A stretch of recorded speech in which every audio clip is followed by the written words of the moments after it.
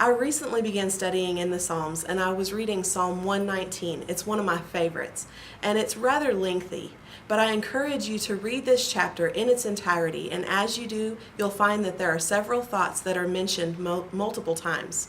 One of those proclamations that is repeated throughout this psalm is, "Lord, help me to follow in your instructions."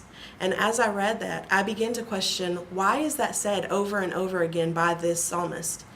My conclusion, as believers, we must be stirred up and reminded to follow in his ways and neglect ours. This seems simple enough. We know Jesus told us to turn from our ways in order to follow him.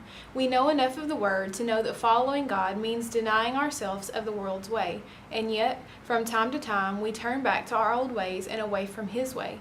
The enemy has no new tricks. He just uses the same old ones that worked on us before. We defeated him through the power of the Holy Spirit, but he still tries to creep back in. And that is why we must constantly follow the Lord's instructions. We must delight ourselves in them. So today, we just encourage you to take a few minutes to study this psalm. Check out Psalm 119 and meditate on his instructions.